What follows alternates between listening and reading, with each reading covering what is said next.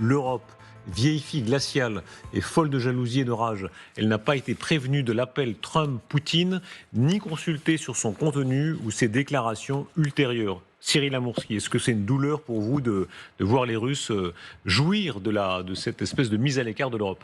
Oui, parce que ce n'est absolument pas normal. Je considère qu'évidemment, déjà, le fait que les Ukrainiens n'aient pas été consultés au préalable, c'est un problème. Et Zelensky et son équipe voulaient que d'abord Trump discute avec Zelensky et non pas avec Poutine pour que Zelensky puisse expliquer, disons-le ainsi, les choses. Et donc, c'est une défaite, disons-le ainsi, pour la diplomatie ukrainienne. D'un autre côté, il faut se souvenir que non seulement l'Ukraine est concernée, mais si effectivement on laisse l'Ukraine tomber, c'est nous les prochains dans le viseur. Nous sommes déjà dans le viseur de toute façon quand il s'agit d'opérations de déstabilisation. Donc le fait que l'Europe ne soit pas consultée, c'est assez grave, mais je trouve que la déclaration hier du format Weimar Plus est plus qu'à saluer. On verra si ce sont uniquement des paroles ou bien également des actes qui vont suivre après. Écoutez déjà comment préalablement Vladimir Poutine se vantait de voir l'Europe être obligée de plier en réalité à Trump, parce que par avance, il estimait que de toute façon les Européens criaillent, mais ils n'auront pas la force, les moyens, la volonté vraiment de continuer à se battre. On verra s'il dit vrai ou non. Écoutez-le. Je vous assure que Trump, avec son caractère, avec sa persistance, mettra de l'ordre assez rapidement. Et tous, vous verrez, cela arrivera bientôt. Ils seront tous au pied de leur maître, remuant gentiment la queue. Tout reviendra dans l'ordre.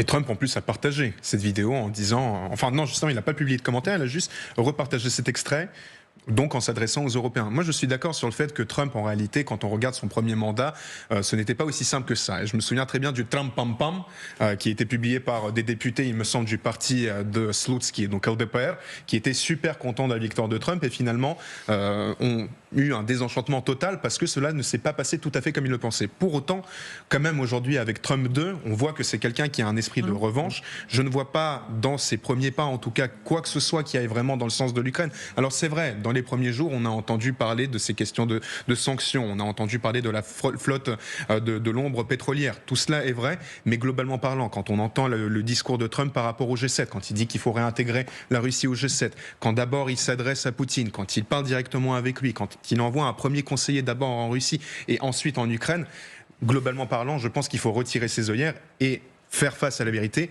On ne sait pas ce qui va se passer plus tard, mais pour l'instant, ça ne va pas du tout dans le sens de l'Ukraine, et il faut être honnête là-dessus. Et c'est à nous de nous réveiller aussi, Européens, parce qu'on dit l'allié américain, mais aujourd'hui, il est temps de prendre sa propre responsabilité, de comprendre que c'est nous, les Européens, qui sont surtout concernés par cette histoire. Écoutez la déclaration de Trump, c'est un des moments les plus marquants. On lui pose la question de Zelensky, est-ce qu'il est en train d'écarter Zelensky ? Vous allez voir sa réponse qui n'est pas vraiment sympathique à l'égard du président ukrainien. Êtes-vous en train d'évincer le président Zelensky dans ce processus ? N'y a-t-il pas un risque ? Non, je ne pense pas, tant qu'il est là. Mais vous savez, à un moment donné, il faudra bien organiser des élections. Aujourd'hui, là. Tant qu'il est là, et puis il faudra bien organiser des élections qui est, reprendre un argument beaucoup utilisé par les Russes, pas seulement, il y a des Ukrainiens qui le disent aussi, mais qui estiment que ça commence à bien faire, qu'il n'y ait pas d'élection. Il est au-delà du terme de son mandat. Deux précisions rapidement, Darius. La première, c'est qu'aujourd'hui, Trump, parce que ça c'est un enregistrement d'hier, aujourd'hui Trump, l'AFP le confirme, a dit qu'il n'y aurait pas la moindre négociation sans l'Ukraine. Il l'a dit aujourd'hui, donc ça c'est une première chose. Deuxième chose, il faut le dire, parce que cela n'a pas été suffisamment dit, je pense, en plateau, Zelensky a le droit de rester président selon la constitution ukrainienne, selon l'article 19, parce qu'en cas de guerre, les élections sont annulées et donc le chef d'État, qui a été élu auparavant, reste à son poste. Donc il est légitime et il faut être clair là-dessus. Zelensky va-t-il se rebeller un peu ? Il faut rappeler que pour l'instant, Zelensky a quand même changé d'attitude, puisqu'il disait jamais on ne négociera avec la Russie tant que Poutine est au pouvoir. Maintenant, il dit le contraire. Mais quand même, il essaye un petit peu de se rebeller contre Trump. Écoutez, il dit quand même qu'il n'a pas apprécié qu'on ait appelé d'abord Poutine.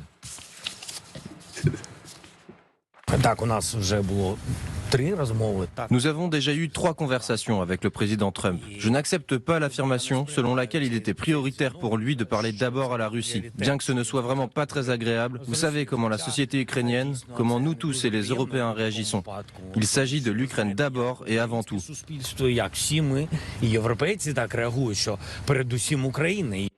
Ah, il se passe quelque chose. Je rappelle, le président Zelensky a tout fait vraiment pour courtiser Trump. Il a dit qu'il a un cerveau brillant, il est particulièrement jeune. Enfin, il en a fait des tonnes.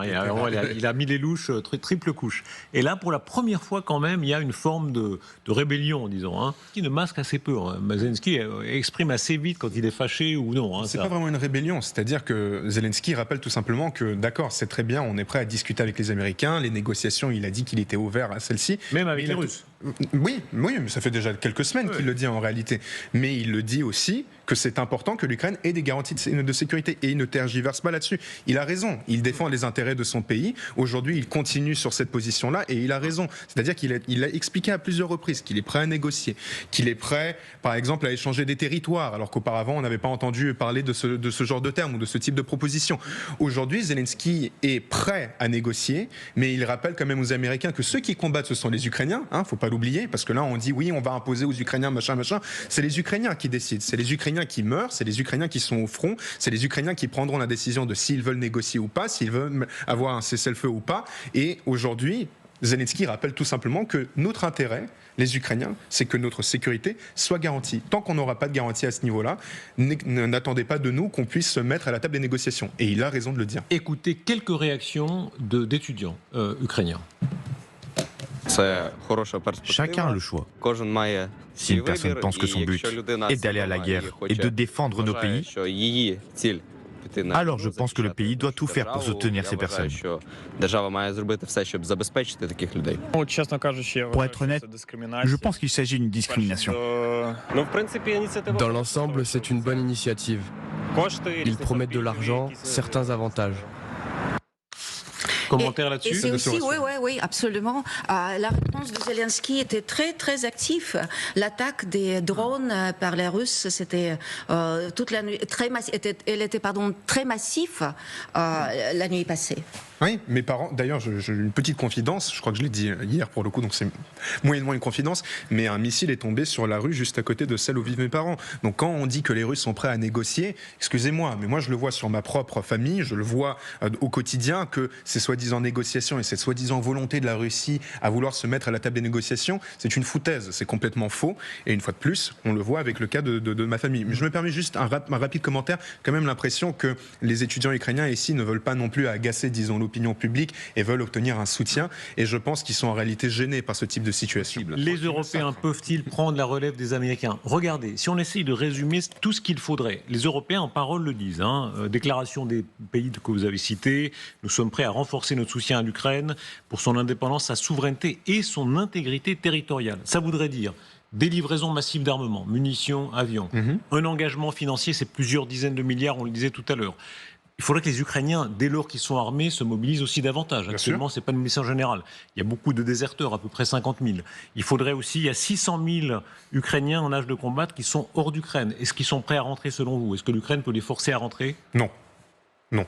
En tout cas, un tout petit pourcentage, mais moins de, enfin 1%. Et 1%, ce serait déjà bien, 6 000 personnes. Mais non, elle ne pourrait pas les faire revenir. La garantie de défense, est-ce que les Européens, si vraiment ils sont courageux, peuvent dire, de la même façon quand la Pologne et la France, avant la Seconde Guerre mondiale, dire on s'engage vraiment, une garantie de défense, si la Russie vous attaque, nous entrons en guerre? Alors on n'en est pas là. Si vraiment on garantit, on a un vrai allié, qu'on fait une garantie de défense, c'est ça. Oui, et donc ce vers quoi on pourrait aller dans l'idéal, juste avant de dire cet idéal... Vous évitez un peu la réponse quand même. Non, je vais vous dire,